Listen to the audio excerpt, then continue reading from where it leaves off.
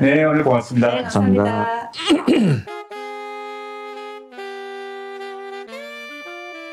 안녕하세요. 이번 시간에는 또 김상수 대표님을 모셨습니다. 부동산 관련 사업을 하시고 재건축 재개발 사업도 관여를 하고 계세요. 건대대학원 도시및 지역계획학과에서도 공부도 하시고 어서 오십시오.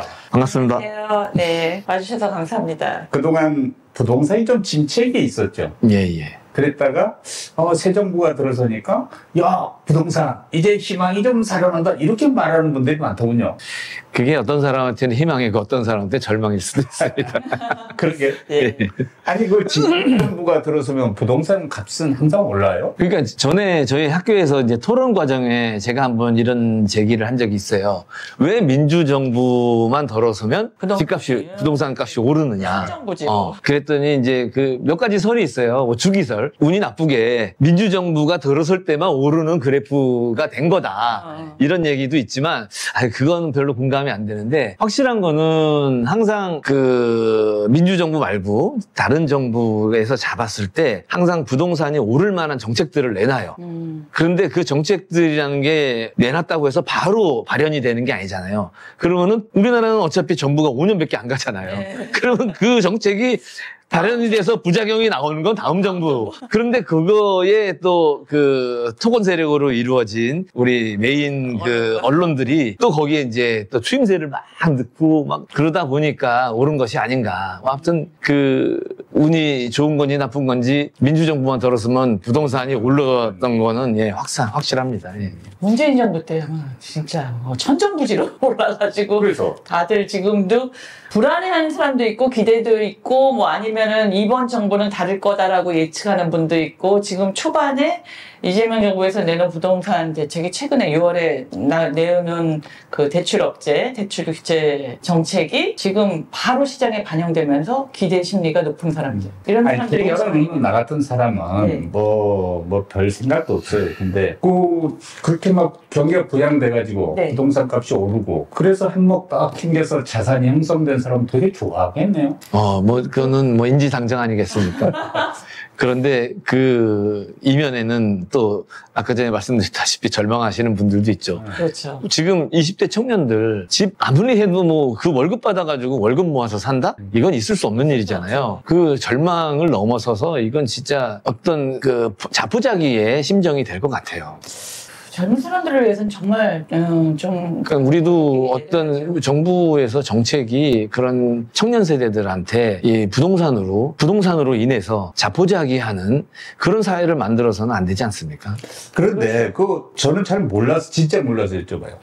그 친구들끼리 어디 모여서 그 식사를 하고 뭐 얘기 나눌 때 되면 집값이 폭등해서 차익이 남긴 친구들이 더 난리를 치더라고. 그 부동산 정책 실패했다고 그 문재인 정부 때. 예. 근데 저 사람이 그 혜택은 제일 많이 본 사람인데 이렇게 목소리가 높을까? 나 그 생각이 들었어요. 그러니까 지금 현재 크게 가지신 자산 없이 집값만 올랐다면은 내시는 세금이 또 장난 아닐 거예요. 네. 그러니까 지금까지의 그 부동산 규제 정책들은 전부 다 세금 위주로다가 그렇죠. 그 정책을 해왔었는데 그것 때문에 아마 그러지 않을까 싶어요. 세금 때문에. 세금 때문에. 이재명 정부의 부동산 오릅니까? 떨어집니까? 진짜 어려운 질문. 부동산 가격은 뭐 신만이 아시는 거라고 하잖아요. 근데 요번에 6억 대출 제한 이거는 저도 처음에 이게 뭐지? 이런 생각을 했었어요. 그게 뭐예요? 근데 이 6억이라는 액수를 어떻게 산정을 했는지 모르겠지만 아무튼 약간 교묘한 면이 있어요. 이게 그 강남 3구라든지 마용성은 6억 대출만으로 집을 살 수 있는 사람은 대한민국에 거의 없을 겁니다. 6억 대출만으로. 근데 지금 금관구나 노도강 같은 데들은 6억 대출만 받으면 서민들도 살 수가 있어요. 그렇대요. 가격이.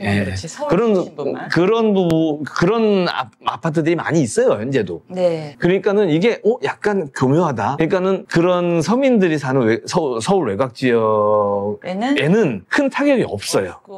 그리고 이쪽 강남이랑 그 마용성 이쪽에는 엄청난 타격이 있을 거예요. 일단 거래량이 가격이 떨어지려면 거래량이 없어야 되거든요.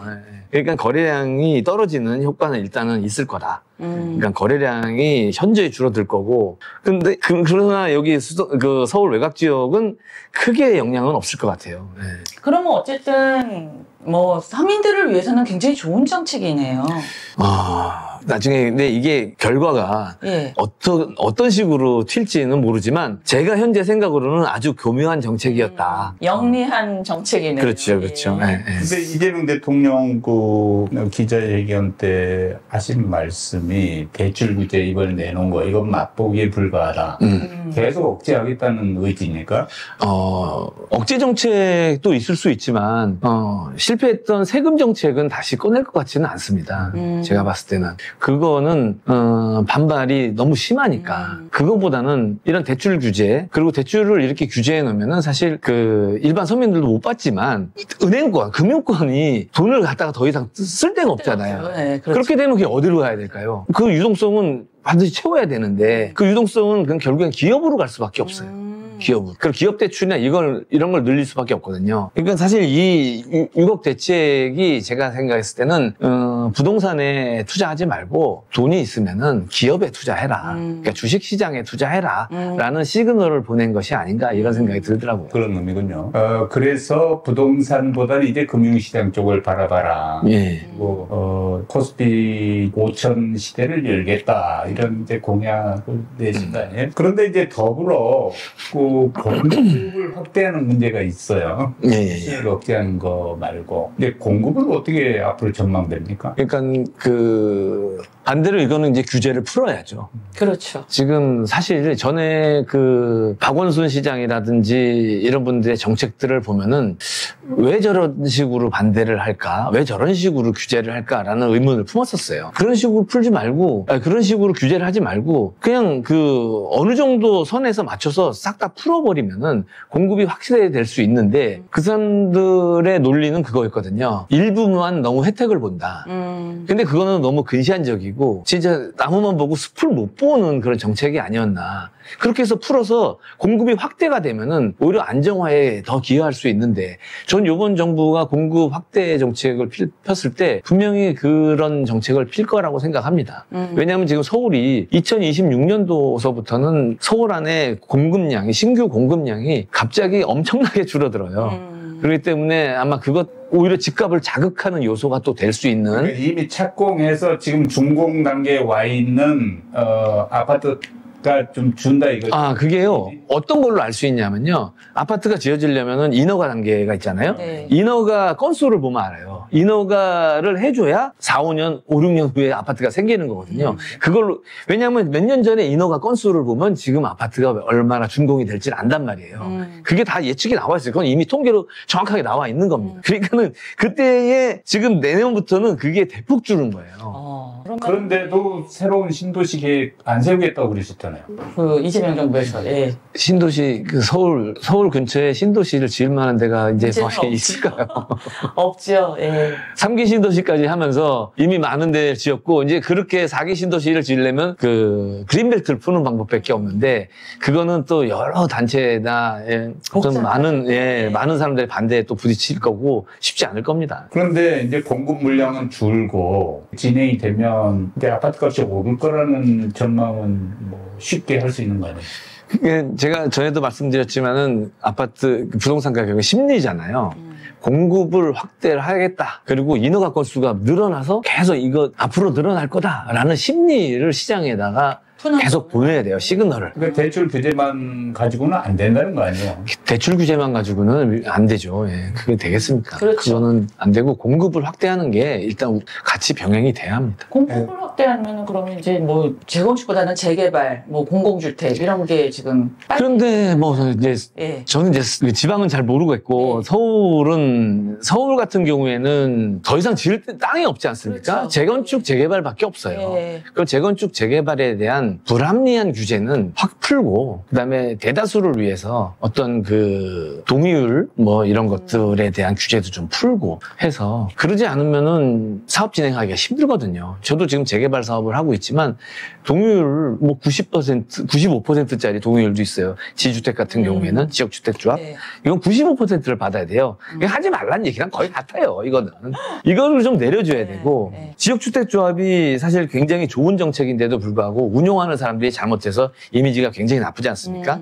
그러니까 이런 것들에 제도적인 보완이 있어야 되고 그리고 뭐 일반 지금 재개발 재건축이 전부 다 뭐 도시 및 주거환경 정비법 내지는 무슨 뭐 빈집 특별법이라고 그래가지고 빈집 및 소규모 주택에 대한 특별법 이런 것들에 의해서 법령에 의해서 재개발 사업을 진행을 하는데 이 법령마다 동의율도 틀리고 막 이런 게 다 틀려요. 그러니까는 이번에 그걸 발의한다고 하는데 이거 형평성에 어긋나지 않게 일률적으로 다 해줘라. 그거를 같은 퍼센테이지 네. 동의율을. 도정법에 의한 동의율은 70% 75%예요. 근데 이거 빈집법은 80%예요. 지역주택조합은 95%예요. 이런 것들을 좀 일률적으로 맞추고 좀 내려줘야 사업이 원활하게 진행돼야 사업이 원활하게 진행돼야 공급이 확대가 될 거 아닙니까? 그런 규제들을 풀지 않고는 공급 확대는 요원한 일이다. 이런 생각이 듭니다. 재건축은 고층 아파트를 재건축하는 건 워낙 거기에 세대수도 많고 이게 어렵지만 이렇게 그 뭐 빈집이 있고 이런 데에서 재개발을 하는 거는 조금 낫지 않을까 싶기도 하고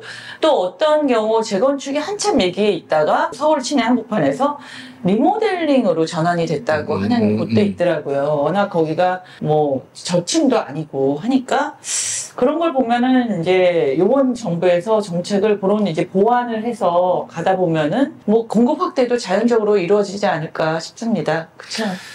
리모델링이나 그 재건축 이미 고층들을 리모델링하거나 재건축을 하는 데는 아니 그게 제일 빠를 수는 있어요. 그게 제일 빠를 수는 있는데 그게 과연 공급 효과가 그렇게 많이 있느냐. 이미 고층이었는데 거기서 몇 층 더 짓는다고 그렇게 눈에 띄는 공급 효과는 별로 없을 것 같다는 생각이 들고요. 결국에는 그 지금 노후 저층 주거지 이런 데를 재개발하는 것이 그런 데를 계속 그 규제를 풀어서 공급을 확대하는 방안을 제일 낫지 않을까 싶습니다. 그러니까 역으로 이제 지금 부동산을 바라보는 분들은 이제 그런 데를 이게 주목하는 말씀이죠. 그렇죠. 뭐 사실 지금 현재 그 젊은 사람들, 청년 세대들이 그 집을 마련할 수 있는 기회는 이런 재개발, 재건축 그나마 제일 나은 거예요. 재개발이. 그렇죠. 네. 왜냐하면 적은 돈으로 그 초기 자본이 가장 적게 들어가니까 그나마 이게 제일 나은 거죠. 어쨌든 이 부동산은 올라야 되냐 떨어져야 되냐 이게 굉장히 말이 많은데 딜레마지. 이게 정말 젊은 세대를 생각하면 당연히 떨어져야 되는 게 맞는 것 같아요. 그래야지만 결혼도 생각할 것이고 출산도 생각할 것이고. 저도 개인적으로 떨어져야 된다고 생각하는데 네. 급격한 하락은 안 된다. 그렇죠. 네. 이거를 갖다가 진짜 소프트 랜딩이 돼야죠. 그렇죠. 서서히 떨어져야지 이걸 갑자기 떨어뜨리면은 진짜 그 정권의 운명이 걸린 겁니다. 그리고 지금 위에 계신 그 위정자들께서들 전부 다 집 가지고 계신 분들 강남에 대부분 사시거든요.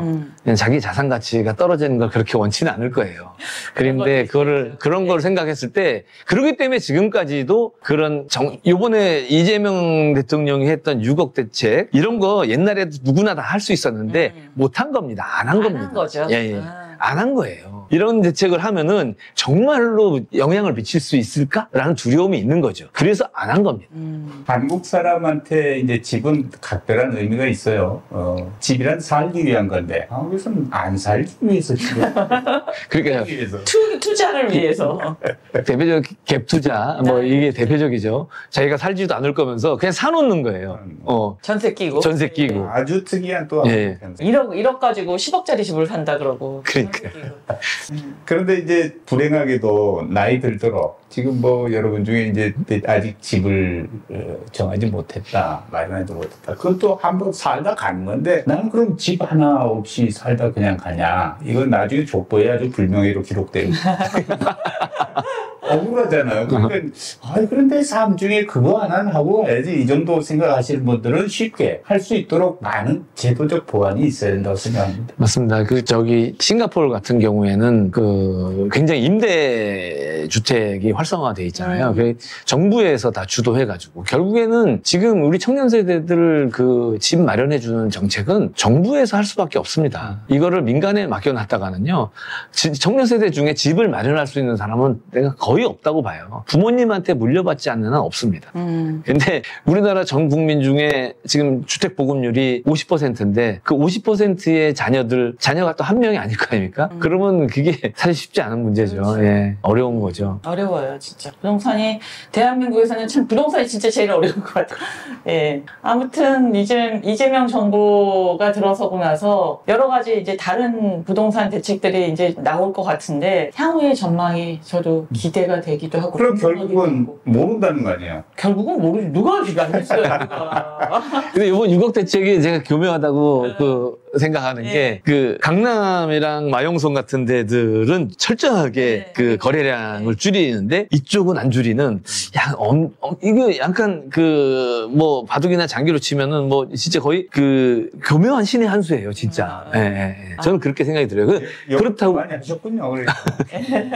그렇다고 해서 그게 정말로 순기능만 있겠느냐, 정말 효과가 있겠느냐라는 거는 좀 두고 봐야죠. 공급이랑 같이 맞물려 가야 되니까요. 그러니까 아까 말씀하셨듯이 젊은 사람들을 위해서는 당연히 떨어져야 된다고 생각은 하는데 이재명 대의 부동산에 대한 국민의 심리가 좀 안정이 됐으면 하길 바라는 바입니다. 지난 시간에도 말씀하셨지만 부동산의 토건 세력 이런 언론들이 장난을 안 쳤으면 좋겠어요. 그러니까요. 정부는 정책으로 적절한 부양, 적절한 억제 이걸 교묘하게 국민 생활 수준을 유지하는 가운데 이걸 끌고 가려고 하는 세력들이 준동을 안 했으면 못하게 했습니다. 그런데 토건 세력에게는 자기네 생존이 걸린 문제이기 때문에 쉽게 포기는 하지 않을 거고요. 근데 예전보다 우리가 이제 SNS라든지 다른 매체들이 많아졌지 않습니까? 그런 사람들의 준동이 예전 같지는 않을 거예요. 그렇게 막 했을 때 그런 반대되는 의견들이 또 유튜브라든지 SNS를 통해서 많이 퍼져나가니까. 그러니까 우리도 이거 지금 그런 차원에서 잘하고 있는 거네요. 예. 저 필요하다고 보고요. 맹목적이지 않은 사람들, 그러니까 합리적인 사고를 하고 객관적인 사고를 할 수 있는 사람들은 그런 것들을 다 보시면서 다들 판단을 제대로 하신다고 저는 생각을 해요. 살기 위한 집을 안 살기 위해서 활용하는 대한민국 우리 국민들 삶이 좀 좋아졌으면 좋겠습니다. 그동안 부동산 경기 또 바닥을 치니까 삶도 팍팍하고 여러 가지 또 호소한들 되게 많았는데 오늘 이 전망이 명확한지 안 한지 내가 잘 모르겠고 또 이게 시원하지가 않아요, 말씀 들어도. 부동산 문제는 정말 누구도 알 수 없죠. 그럴 것 같아요, 제가 보기에. 아무리 좋은 정책을 펼쳐도 사회에서 또 다른 그런 세력들의 준동 때문에 잘못될 수도 있고요. 그렇죠. 나쁜 정책이 오히려 또 효과를 볼 수도 있고요. 정말 누구도 모릅니다. 자주 여기 오셔서 이런 말씀 좀 나누시자고요. 채널 여러분들에게 정말 좋은 말씀 많이 나눠주셨으면 좋겠습니다. 그리고 정보도 있으면 봐주세요. 네. 아니, 현장에서 팍팍 느끼시는 분이니까 이제 또 다른 이야기가 있으면 한번 방문해 주시기 바랍니다. 그리고 다음에는 재건축, 재개발 관련해서 우리 우리 일반 국민이 좀 알아야 될 상식 같은 것도 좀 이제 제공해 주시고 그랬습니다. 그러죠. 이게 재개발, 재건축, 제가 재개발 사업을 하면서 동네 주민분들, 조합원들이 너무 그런 일반인들은 모르시죠, 당연히. 저도 몰랐으니까. 그러다가 저도 이제 인터넷 보고 공부하고 그것도 모자라서 이제 대학원까지 가서 공부하고 지금 이래도 잘 모르는데 일반 국민들은 다 모르시잖아요. 일반 주민들은 모르시거든. 근데 그런 분들을 위해서 그런 분들도 젊은 자식들이 다 있으시잖아요. 그런 분들은 이런 저희 같은 채널을 보면서 상식이 좀 올라가고 하면은 굉장히 도움이 될 거예요. 하여튼 쉽게. 나 이거 하나 딱 착안하면 된다 이런 생각을 넣어주시는. 그럼 구독자 여러분이 딱 저장하셨다가 계속 보실 수 있거든요. 말씀 나누시죠. 오늘도 감사합니다. 고맙습니다. 안녕히 계세요.